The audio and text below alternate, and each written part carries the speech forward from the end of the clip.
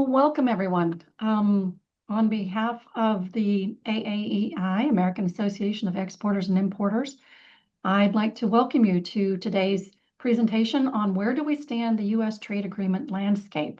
I'm Nicole Bivens-Collinson. I'm with Sandler, Travis, and Rosenberg, and very happy to be participating and being a sponsor of this program. So we have a really, really good group of folks that are going to be coming in to give you some insights into where we think things stand, where they might be, where they might be going, where we have been. And you have in your resources tab, you should have access to the bio information on each one, so you can click on there. We're not going to spend our valuable time because we are limited and we want to get as much information to all of you as we possibly can. But you will have the speakers tab where you can look and pull up individual bios, and you can also get any type of documents or anything in there. There is a question and answer button. So during the course of the presentation, we invite you to go ahead and submit your questions. I'm going to be moderating the panel, and as the questions come in, if it's really important and we're not getting to discussing that issue, then we will go ahead and ask that question. So please, as we're going through this and you have a good question, just put your question in there and we will take it and get going. So first, I'd like to invite, well, my panelists are here. Here's Leah Liston. She's with the Office of the U.S. Trade Representative. We have Eric Miller with Rideau Potomac Strategy Group, and we have Miles Getlin with Cassidy Levy Kent LLP. So thank you all very much first for being here. Really appreciate your time. I know that there's a lot going on. Everyone's trying to keep up. And the one thing I will say that this is being recorded and it will be available to all the members, but we need to remember that what is being said today is what is in play as of today. And that if you're looking at this not right now at what time is it, 2 o'clock on the 27th of August, then it could be different by the time you look at it. So please don't hold any of us to anything that we say because it can change. And also remember, this is not legal advice. This is not advice that you should invest in any companies in or make any business decisions based on what we're saying today. We just want to share with you information where we are to help you advise yourself and just be one of your sources of information as you go forward in making your own business decisions. So as you know, there are a lot of tariffs that have been put in place. And there are many countries who have been reaching out to the United States in an effort to try to address some of what the concerns may be from the president's perspective as to what that country can do to help mitigate the impact of those tariffs. So we've had a lot of different tariffs going on, a lot of agreements and discussions. We've had some frameworks that have been announced. We've had some agreements that have been announced, but we haven't seen anything on them yet. So, we're going to try to talk a little bit about that, how it impacts the supply chain and how it impacts what you're doing on a day-to-day business. So I'm going to start off asking some questions. And the first one I'm going to ask of each of you is, where do you see the U.S. trade agreements currently standing? I mean, which negotiations are most active and how should companies think about agreements that are not yet binding? Who would like to go first on that one? All right, Eric. Okay. Thank you, Nicole. So the landscape is very busy. You've had a full complement of trade officials from around the world coming to the United States. We have seen announcements of various frameworks. For example, last week we saw a significant increase in information availability about the approach to the European Union agreement. There were significant things in there. For example, a capping effectively of the tariffs on pharmaceutical products, which are important for their impacts on the US healthcare system, and a variety of other fronts. We've seen announcements with Vietnam, but nobody knows, for example, how the transshipment provisions are going to work. So the tariff there is 20% as a baseline for Vietnamese exports. And then if there's transshipment involved, it goes to 40%. We've seen the Japanese and the Koreans get 15%. So really a quite extraordinary asymmetry where essentially the United States charges those countries 15% for their exports to the United States, and they charge US exports to their countries nothing. And so this landscape is really evolving. You've got a number of cases where I think things will move. So certainly there's been a lot of developments with Canada. Minister LeBlanc, the trade minister responsible for this, was in Washington yesterday, meeting with Mr. Lutnick. The government of India, having been hit with a 50% tariff, very active. And certainly we will see what may happen in Brazil. And then, of course, there's always China, which is out there, and we'll see how that ultimately lands. So fundamentally, you're seeing a remaking of the global economic order that all of us grew up in. And this is something that's very much a work in progress, which is why it's critical to date stamp and time stamp everything we say, because literally it's changing by the minute. Miles, do you have anything to add? Yeah, I think that's right. There have been a lot of agreements announced. There have been joint statements that have been released. But when you look at it from a legal perspective, there's very little that's binding, at least as far as we know. There hasn't been anything that's really transparent and bound when it comes to the commitments that are described in these framework agreements. I think perhaps the most binding aspect of them are the tariff rates imposed on the U.S. imports from these trade partners. Those tariff rates are implemented. So whether there was an agreement or not, those tariff rates are in place. The tariff rates, with Japan and the EU and the UK, that's in place. That's concrete. And frankly, I wouldn't expect that to change very much. Where there's still significant uncertainty is, and that goes to the reciprocal tariff rates. There's still significant uncertainty, I think, in the areas of 232 tariffs, so which are more sectoral tariffs, and these are very important to different 232s are important to different countries, and I think how that ultimately gets resolved is still subject to negotiation, ongoing negotiations, and that may play into some of the other aspects of the agreements that we've heard about, like the promised investments by foreign countries into the United States or commitments to purchase energy and the like. These things, again, are discussed in these framework agreements or these joint statements, but there's really little meat on the bones when it comes to those areas besides the actual reciprocal tariff rate. Great, thanks. And Leah, can you add to that? Yeah, I think that I can. With respect to the binding nature, I think Miles is right on point. Ambassador Greer has said that this is a new approach to enforcement, rather than going down the road of dispute settlement. We'll be closely watching implementation of these deals and swiftly reimposing a higher tariff rate for non-compliance if needed. In the effect, with the fact that the tariffs are in place, that is sort of the formidable stick, and then the access to our market is what Ambassador Greer has called the mighty carrot. So those are the levers that we're working with, and I certainly want to emphasize and echo what Ambassador Greer has said, is that countries from all over the world, many of which we haven't really had a strong bilateral negotiating opportunity across so many topics before, are showing up at our door. And we're talking with them every day, and we're going to keep talking with them and continue to negotiate. The tariffs are out, but there are still many details that we're continuing to discuss and continue to work on implementation. So the work progresses. And then the other thing I'd say is that it is helpful to keep an eye on USTR's website. We have a news tab, and that includes fact sheets and statements that the ambassador has made about the agreements and about trade in general.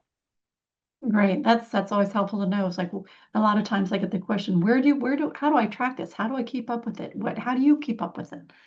And I'm like, I don't know. I'm sure that I do keep up with it. Well, I think that trade associations like this one really help a lot, you know. Absolutely. You're absolutely right. You listen to your AAEI and rely on them for some assistance. Question with respect to some of the administration priorities. You know, what is changing under the current administration, and how can importers and exporters prepare and communicate some of these changes and issues within the companies themselves? I would just add on here from my perspective, I felt like in the first Trump administration, the message that many of my companies were receiving was get out of China. Just get out of China. And so companies started moving, and many of them, they may not have moved back to the United States. They might have moved to Vietnam, or they might have moved to India, or they might have moved to Brazil. And now we're in a situation where it seems the message has changed. And so I guess, how do you have any advice for how importers and exporters can prepare for what's going on and communicate these issues internally? Yeah, I can start on that if you like, Nicole. I Sure. mean, certainly trade has never been more important in the C-suite discussions than they are at present. It's extraordinary the number of questions you get where you have to explain to people of, no, you can't just put the transaction value at $1 and pay a very small tariff that way. And it's like lying on a federal forum is definitely against the rules. It can lead to jail time. And so, there's a lot of confusion out there because people frankly have never had to think about this stuff before. And we get questions about how do I net out the steel content for my steel containing product exports, and lots of questions about first sale, and can you do any additional assembly in the middle country that first sale may go through. So the C-suite that's used to thinking about AI strategy or product improvements or what have you are having to think about trade issues in a very real and profound way, and they're having to come up with a way of understanding this, of thinking what their supply chain looks like and how it looks different. And one of the challenges that you have with tariff rates changing by the day is that you can't simply say, well, you should go to country A or country B, or you should bring all of your production to the US, because part of the challenge with across the board tariffs is that imported inputs get tariffed very heavily, and it means the cost of building something in the United States goes up very significantly. So there's a lot of focus and thinking that goes into it. The other thing I would say that I'm hearing from companies is that there's an emerging theory of action. So when I look at things like generic pharmaceuticals in the European Union, you see there a scenario where producers would have just left the US market had you gotten triple digit tariffs under the 232, which of course is still to come. And so the administration is, I think, coming round to the idea that you can't fully unbalance the supply chain immediately. There may be this long-term goal, which I think everybody sees, for companies to exit China and to repatriate more production. But there's the reality today, and you have to be able to get there in the future. And their trade actions on things like generics are also linked to a willingness of the president to take an equity stake at Intel, or all of the discussions you had in the spring about rare earth elements and MP materials. And so there is a very different approach about trade adjacent things that I think are also affecting how the trade processes are playing out. So companies are trying to figure out, am I an essential enough part of the US supply chain to be able to get different treatment, or will I just simply get a triple digit tariff or a 50% tariff under a 232 finding? Yeah, I think all of the activity as it relates to everyone but China may actually have a perverse result of considering whether China is still a viable option. under the first Trump administration, I think, Nicole, you're right. The question is, can we afford to stay in China? But as it's more expensive to import from other countries, companies are evaluating, at least from a bottom line perspective, those cost differentials. And so I think what the lesson to be learned, at least to date, is that there's continued uncertainty with respect to sourcing from any particular country. So you have to, from a strategic perspective, at least consider what more extensive domestic sourcing will looks like for your organization. Has to be an option, but maybe broader than that, just building some redundancy into your supply chain, because the cost of having sort of sole suppliers for key materials, key inputs, key services, it may just be too great a cost. The risk associated with that is very high right now. And so to me, this whole environment kind of begs for organizations to evaluate their supply chains in a way that where they build some redundancy, which certainly costs money there, but may cost more if you're kind of left with the risk of sole sourcing.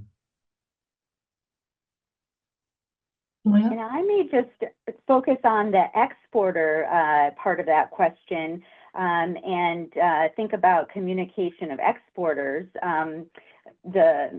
The flip side of the coin, we are getting an opportunity to work with a number of countries. The difference under this administration is that we are not negotiating for the reciprocal tariffs. We are not in the process of negotiating full-fledged FTAs the way we might have done in the past. Our direction is, we've got to move fast, make an impact, really find ways to address non-tariff barriers. And so I would just encourage exporters to think about those barriers that you're facing in any of the markets that you're working with abroad, and communicate to us those details of the problems. We're not in a position to be able to address concerns like, oh, that country's customs administration is just so slow and so much red tape. That's just too broad for us at this stage. Or in this environment. But if you can bring us the details of a specific trade barrier, if you can highlight, barriers that we've addressed, that we've highlighted in the NTE in the past, those are the kind of things that we're able to really put a lot of leverage behind. So I would encourage, especially this community, to take advantage of that opportunity. And I'll also say that doors are open at USTR, at Commerce. I think at all levels are engaged in meetings, and I certainly am open to meeting with companies that have issues related to customs and trade facilitation and can help coordinate other meetings. So just want to really emphasize that we are looking for those details and the specifics about trade barriers and issues of concern on that flip side. And I would just like to kind of pull in sort of something that Eric said, a little bit of what Miles said, and what you said with respect to, the exporters and manufacturing here in the United States. One is, it seems to me that the intentions of this administration is more not only just get out of China, but get back into the US. And in order to do that, you've got a situation where I've seen different reports, but between 53 and 56% of all imports are actually inputs that are necessary to manufacture in the United States. And so that, I think, is the frustration for reshoring things here into the US when I'm going to have to pay the tariffs anyway, the additional costs of reshoring, the additional costs of labor, plus paying tariffs on all my inputs, it's going to be a problem. So, maybe one of the things is, and I have heard Secretary Lutnick and Secretary Bessent say that they are amenable to looking at options. And the president, I think, gave a clear indication that he's supporting something like this with respect to the tariff, what did he call it? The provision for the auto parts, for the automakers, where for 2 years they're able to get a tariff offset so that based on their manufactured retail sale price, they can get a tariff offset equivalent to what they've had to pay for the duties on imports coming in that they just can't get here. I think that's an idea that's really worth, maybe the AAI members who are in that environment bringing to you all to say, look, let's give us a break and give 3 years. It's going to take 3 years to relocate and produce and have somebody that can, give me these enough products. It's going to take 5 years. I mean, if you're making brakes for an automobile, it can be 5 years, 6 years before you can repatriate that back to the U.S. But giving that type of information, I think maybe, Leah, that would be useful for you guys to know what do we need, how can we fine tune this so that we are encouraging additional investment in the U.S., protecting that investment in the U.S., and making it so we can export and be competitive globally. So next question, let's go to Miles. I'll put this one to you first. How do the joint statements and the rebalancing efforts with partners like the EU signal that there's broader global trade shifts? And do you think these are short term, or do you think they suggest a more enduring, longer term policy that we might see sort of from that global perspective after our last 30 years of looking at free trade for everybody everywhere? Yeah, I think Eric mentioned the shift from the global economic order that has existed, and you just mentioned, several decades worth of what we've been used to, which is a multilateral system that encouraged trade liberalization to the extent that there were departures from World Trade Organization commitments. They were often found in the context of free trade agreement negotiations with certain trade partners, NAFTA, USMCA, part of that. But Leah mentioned it's a new world in terms of how USTR, how the U.S. government is engaging with our trade partners. It is not under formal, lengthy, cumbersome trade negotiations. These are bilateral engagements. They've been very swift and one-sided, which is kind of amazing that given the world we were in, 10 years ago, because I think part of the environment we're in now is socialized a bit in the first Trump administration. I think it's now become normalized where how the U.S. government is dealing with our trade partners and really completely moving away from the bedrock principle of most favored nation treatment, where we're sort of according all of our trade partners the same tariff rates. And so I think it is a very momentous time. We're all feeling it. Everyone that's on this webinar, I trust, is feeling the momentous shift over the last number of months. I think the question that you ask is key. Is this enduring? Is this something that we need to plan for the longer term, or is this a short-term dynamic? And I guess it's anyone's guess. We're in the preseason of the NFL, so you're hearing all the prognosticators as to who's going to win the Super Bowl. It will be the Ravens, but besides that, my guess is as good as anyone else's. I really think it is going to be enduring, and I say that for a couple of reasons. And I don't mean all of the details. Every measure that we've been seeing in the last 6 months is going to stay in place as is. I think that's unrealistic, but there are legal challenges to certain of the measures, as many of us know. There will be economic factors that play into how these measures endure. Inflation indicators will see any economic impact, and that will influence sort of how this all looks. But big picture, I think it's going to be enduring. Partly, I think the government's going to be hooked on the revenue. I mean, it's pretty staggering the amount of tariffs that the government has collected thus far. I think we're close to about 100 billion year to date. And these measures were just sort of rolling out, and our government is always looking for revenue, and they're hard pressed to give it up once they have it. So that's one factor. I also don't really see the political impetus for reversing it. I mean, as I said, the first Trump administration sort of socialized this new order of tariffs and trade engagement with our partners, and the Biden administration did not, reverse that. There's no great, free trade or trade liberalization wing on the Hill in Congress that's, just waiting for their turn.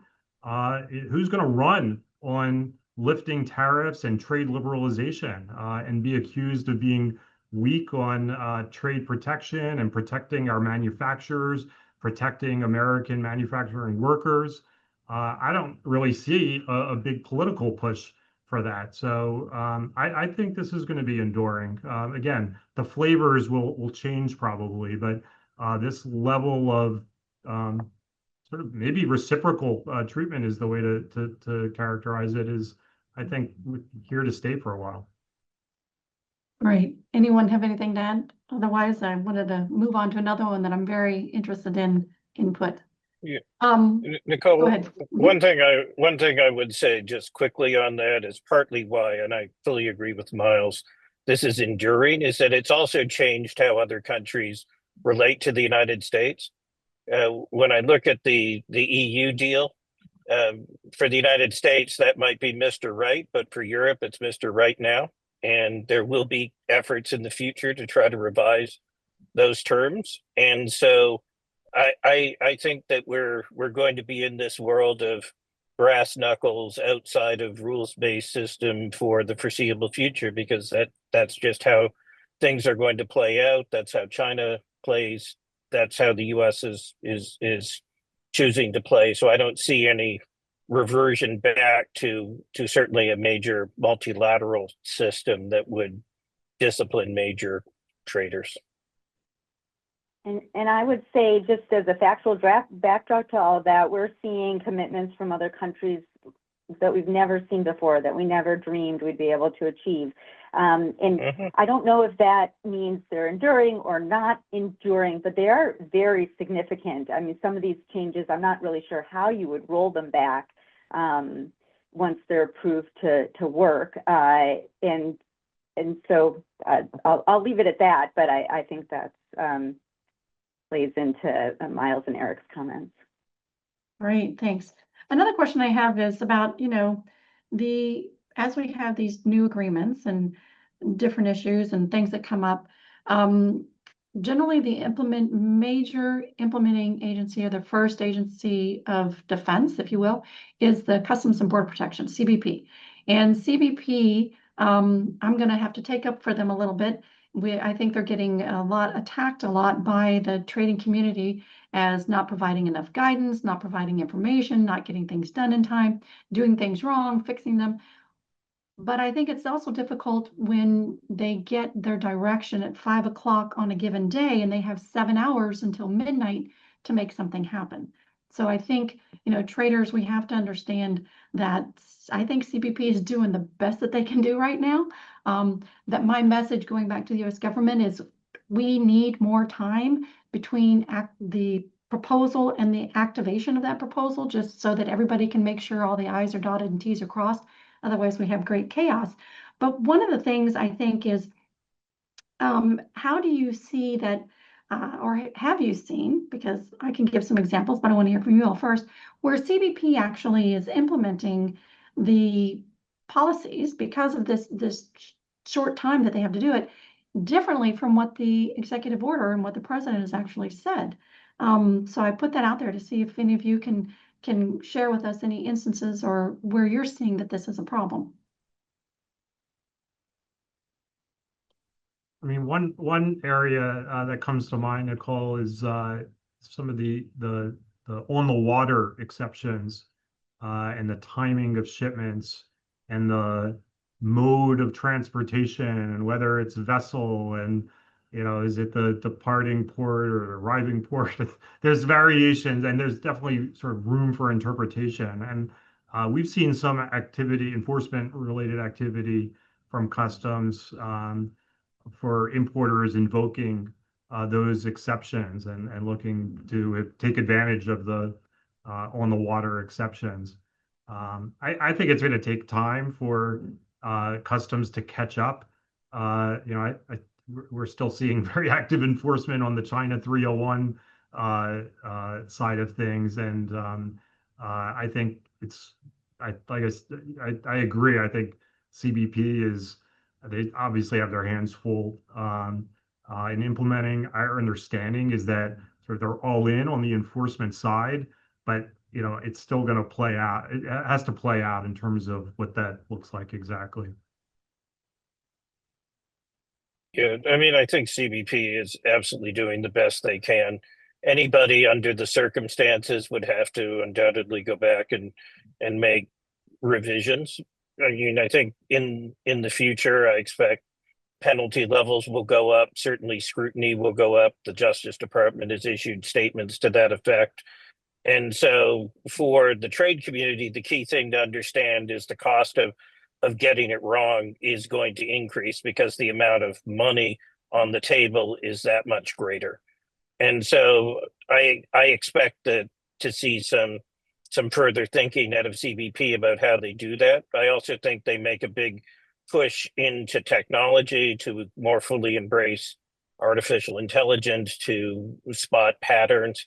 Transshipment, particularly given the tariff differential, only becomes that much more critical to get one's hands around. But I mean, CBP is like everybody else. They're trying to deal with an enormous influx of challenges and information, and to put it out in a coherent fashion in a reasonable amount of time. But what that means is that they're going to lean heavier on the trade in order to deal with their informed compliance obligations. So it will never be more important that importers understand what the obligations are, get it right, reach out, get advanced rulings where that's feasible within timeframes, and demonstrate responsible care in how they undertake their obligations. Because that's the only way I think CBP ultimately will be able to deal with this, is to put the burden back on the trade. And I also think one other area where CBP is looking for help from the trade is to identify those gaps. They are trying to do the best that they can, but I do know that there are folks in the Office of Trade and in the Trade Remedies Office that are that can take in feedback about where the gaps are, what scenarios they might have missed in the FAQs, what misalignments there might be. So I understand that in the past, CBP has taken in that advice and responded to it. So I encourage the community to continue communicating that. And you can actually just send emails directly to the CBP contact email for the IEEPA tariffs, which is traderemedy@cbp.dhs.gov. And just on that theme of enforcement, Nicole, like in a way, customs can, it's like shooting fish in a barrel in this environment. I mean, the most narrow, limited request for information, could open up such a can of worms. I mean, the way these different tariff measures are structured, the fact that there are different measures from country to country, the need to be compliant and correct on classification, right? I mean, whether a good is on the derivatives list or whether it's excluded from reciprocals, in the annex, it depends on the tariff classification. You're talking, back to 232 steel and aluminum, and I think Eric mentioned the value of the steel content. Its valuation implications, and obviously country of origin.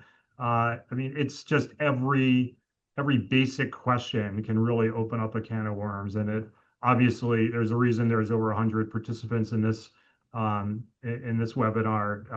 This has the folks who are responsible for compliance concerned, and it absolutely requires sort of vigilance to to be prepared for those one-off questions, which in the past were probably, innocent questions or could have been handled as such, but really have opened up quite a bit of risk now for importers.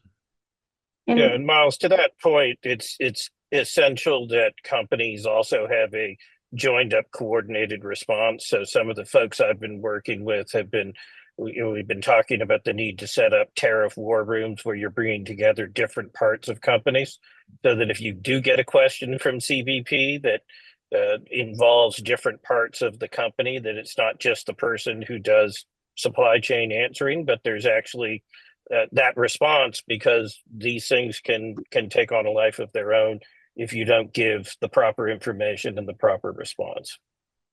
I think that's true. And, there's the, what you mentioned, I think, Miles, with the vessels and on the water. I think, I feel like trade has its own language. It's sort of like when I talk to an accountant, they start talking about numbers, things, and words, and I'm like, okay, I know what that means to me, but what does that mean to you? Because that can have great implications, right?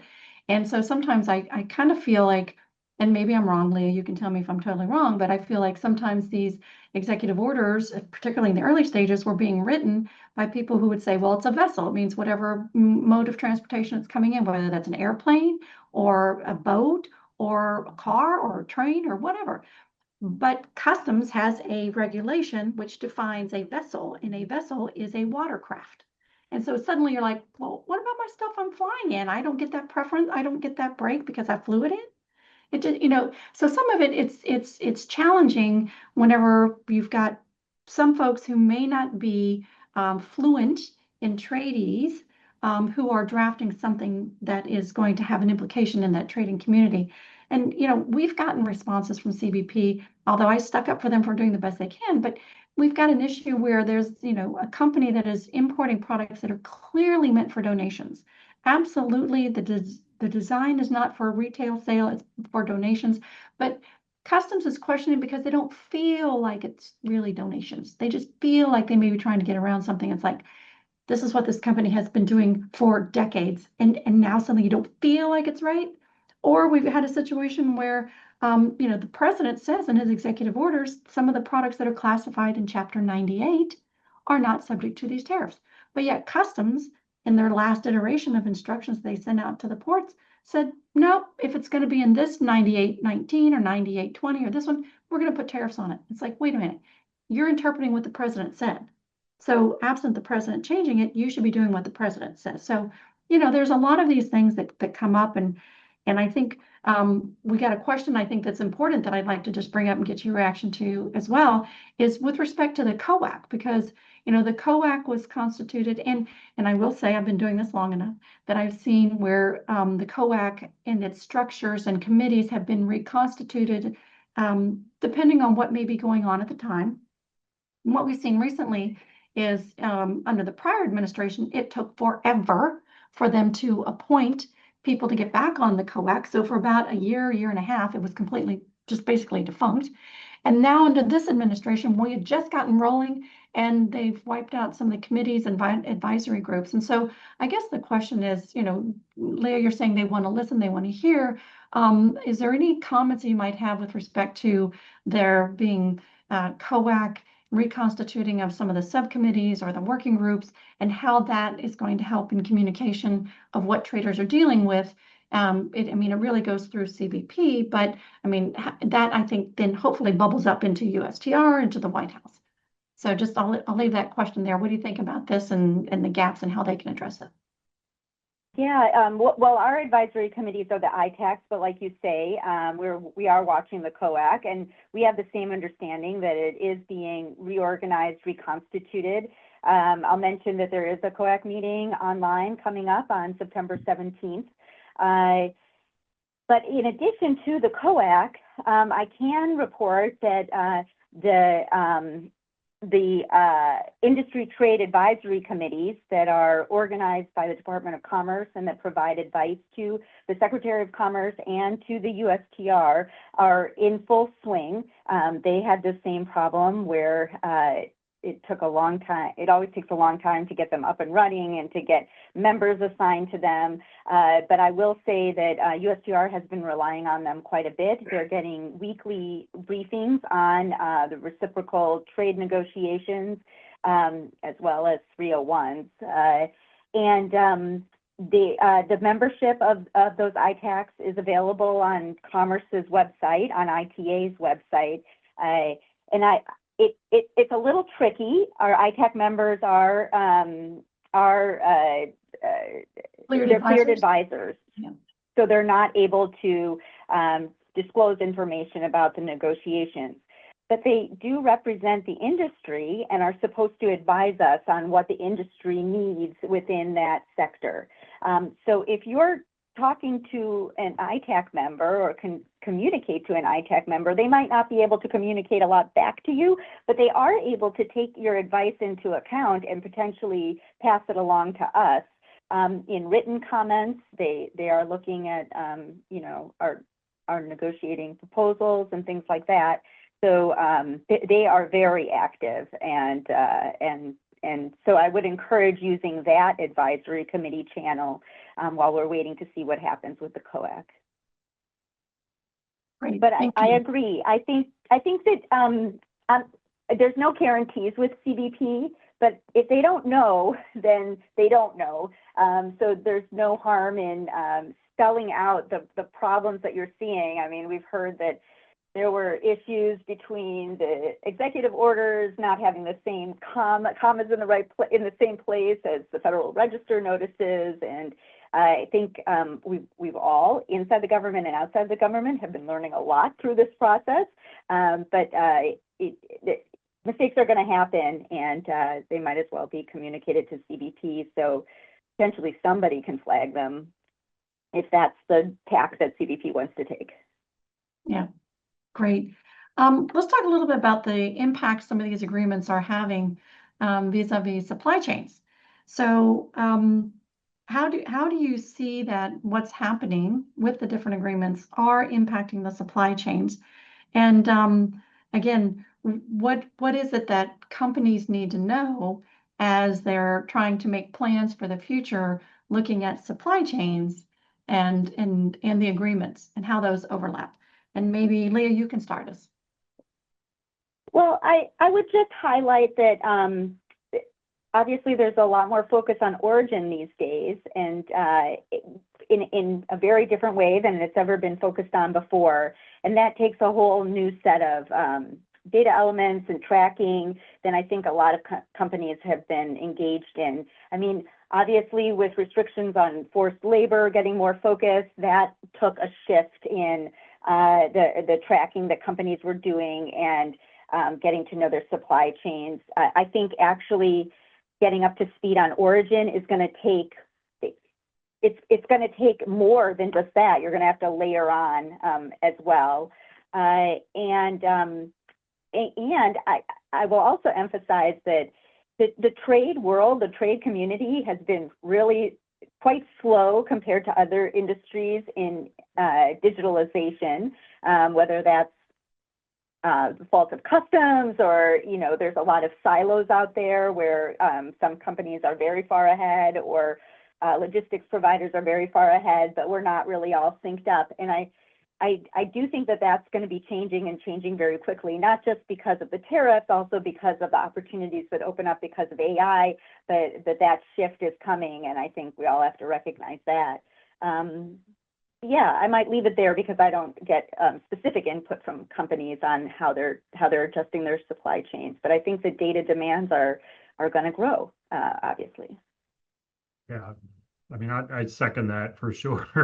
And it's kind of surprising to me, and maybe it sort of relates to what Leah just commented on in terms of the trade world being a little bit behind in this area. It surprises me the number of companies that really don't have robust trade-related or supply chain-related data at their fingertips. And so, this environment is really requiring them to think that through and develop systems to obtain that data, to be able to analyze that data, because that's what's required to not just remain compliant, right? To be able to, sort of understand and analyze issues like country of origin, but to make decisions, and it goes to the competitiveness of the organization.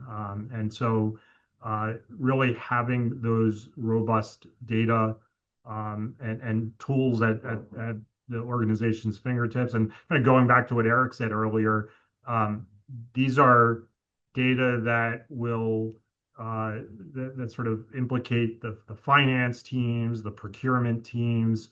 It's really sort of organization wide. But as to the suppliers, if you have related party suppliers, it's certainly easier to obtain that data, or develop together like what you need, and what you want to have at your fingertips. If you're working with third party suppliers, I think you need to start thinking about including in contracts the requirement to provide certain data points that suppliers often are uncomfortable providing. So I think there's sort of a reworking in terms of that supplier purchaser, supplier importer relationship. And yeah. Yeah, I 100% agree, Miles, that I think particularly if you are the larger importer who has leverage, every contract now needs to include a data sharing provision. Because if you want to, for example, try to avail yourself of first sale, for example, how do you do that without having robust data from your suppliers? And so the data piece becomes absolutely critical. The other thing I'm seeing on supply chains is not a lot of people want to make decisions because they don't know where things are going to land. And so Mexico may be duty free substantially with the USMCA exemption today, but that could go away tomorrow because it's not rooted in anything other than the president's willingness to continue to let it happen. And so there's been a lot of interest in going to Mexico, but we don't know if someone makes a $2 billion capex decision, whether they're going to wind up and find that Mexico is in a worse position than they were when the decision was made. And so there's a lot of capital that is just frozen at the present time. And part of it is companies are going to reach a point where they have to do something, which means they're going to make bets. Some are going to pay off, some won't necessarily pay off. But of course, our advice as those who focus on the import process is it's all about the data.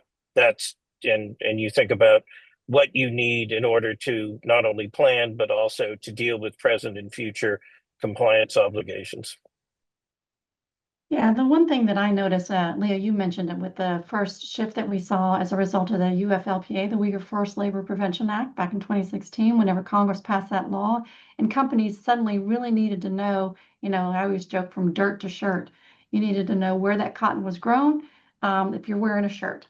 And it did upend a lot of companies for a while, but they got their acts together and started looking at it. There were a lot of growth in the service providers using just what you guys have talked about, this digital analysis, this AI, to be able to input all of your documents, translate them into English, which is what customs needs, to have it translated in English, tick and tack and trace them all together.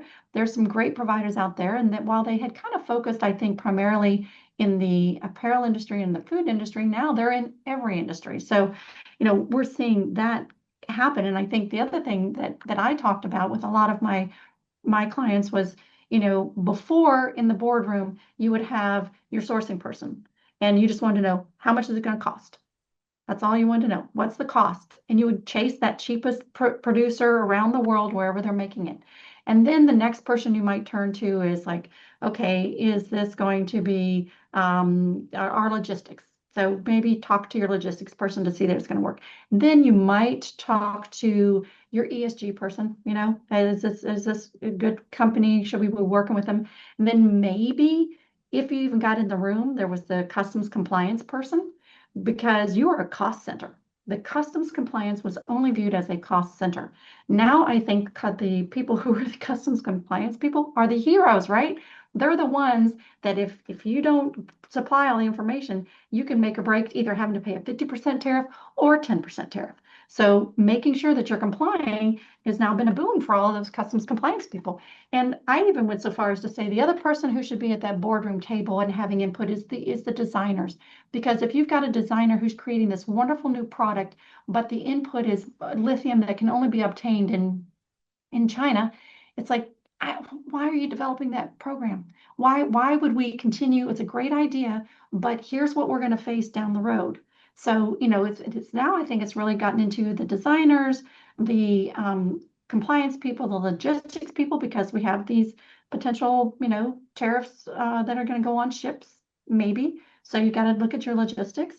You've got to look at not only that, your global sourcing, the supply chains, and you've got to have the cost factors in there. So I just feel like we have made a shift, and it's probably pulled the most, in my opinion, some of the most important people up to the front of the board table so that we're not always just chasing the lowest cost producer.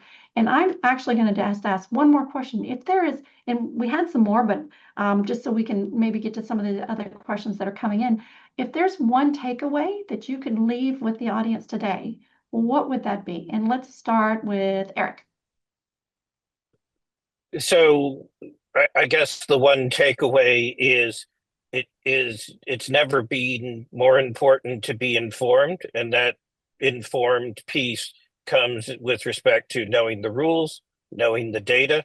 I worked with a company recently that was seeking to use the provisions which allow you to import duty-free if there's an end use in agriculture, but they were not necessarily aware that they needed to obtain end use certificates to be able to demonstrate that it actually was used in agriculture. So understanding the totality of the rules and looking at what the full scope of provisions are. If somebody comes to you and says, I've got a great scheme to help you save tariffs, recognize what it is you're looking at and be skeptical about it. And if you are going to pursue something like a first sale process, you need to know the full scope of what's required, the full scope of what you're reporting, and then frankly the risks of getting it wrong, because the costs have gone up now that the tariffs have gone up, because the penalties will become that much higher. So it's never been more important to know how to do these things. Well, that's more than one, but I'll let you slide. Miles? I think it's critical for people in the organization to be nimble in this environment. Being able, we talked about it in different contexts where working, if it's a trade compliance organization, they're used to sort of touching finance and procurement and design and all of the other functions. I think it's critical now to be able to work within and among those departments, those functional areas. If you don't have processes that account for that now, you should build it into your program, into your sort of day-to-day. And I think the data side of things that we all spoke to earlier also plays into that nimbleness. It allows you to pivot. If you have the data, if you have the means to analyze that data, you're in a better position as an organization to pivot as you need to and make strategic decisions. And so just generally speaking, being nimble. And Leah? Well, I think Eric took mine, which was get involved in trade associations like AAEI and be talking to one another. And I think what I've said all the way through is be talking to us too, to the extent that we have time. Our ears are open, and we're taking that information to, as much as possible. But another point is that, in this environment of disruption, and I know there's not a lot of time to think about the silver lining, but we really are we are in a unique situation with leverage that we at USTR, I haven't seen. I've been doing this for like 20 years. I know many of you have been in the industry and have a lot more expertise, but I've never seen leverage like this at USTR. I would say try to take advantage of that. Think about ways that you can get some export advantage as well in these disruptive times. Great. There's a couple questions that have come in. I just want to pose it to you guys. One of them is sort of like what we were talking about earlier with respect to the tariff offset idea. And previously, in the world of the 232, we had the exemptions where you could get a break if you had a specific product and you had an allowance and you were given a certain quantity that you could bring in each year. Do you have any idea whether or not something like that might also be a possibility? Anyone? 232s are commerce, so. So you're going to pass on that one? Okay. Any opinion from you guys whether or not that's going to come back?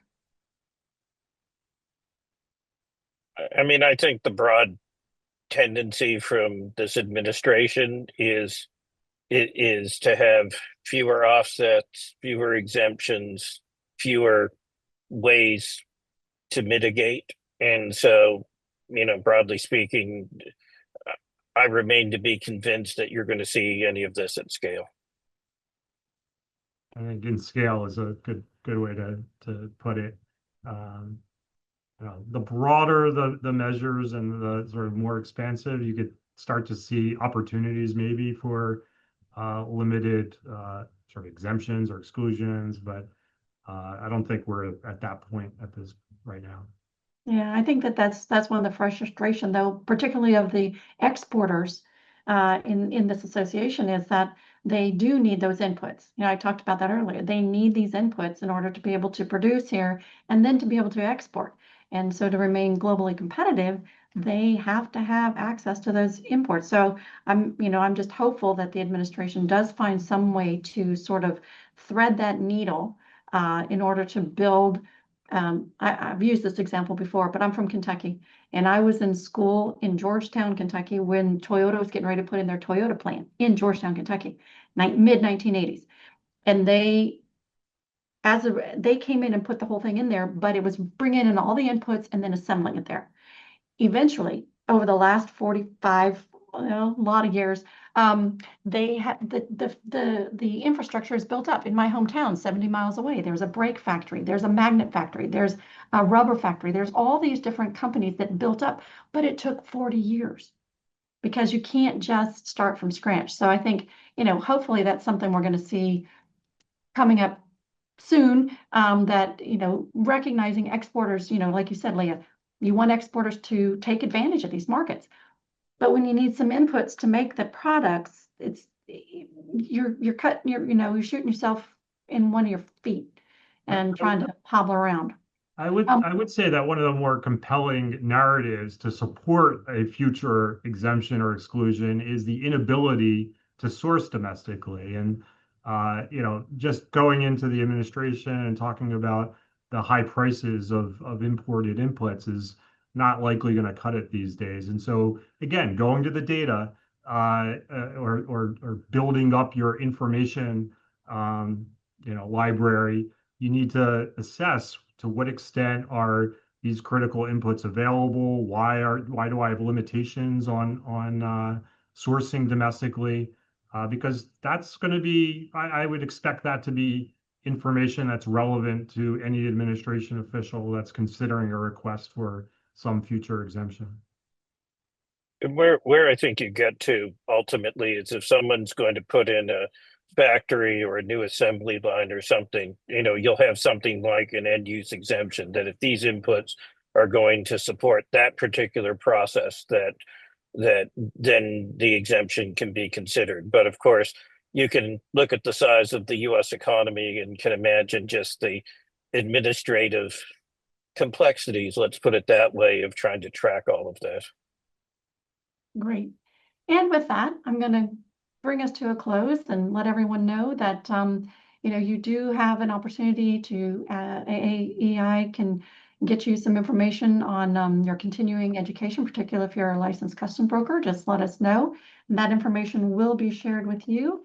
And with that, I would say thank you. There will be a survey. If you could just take just a moment, won't take you but 2 or 3 minutes, to just let us know what you thought of the content and if it were useful. And again, thank you very much.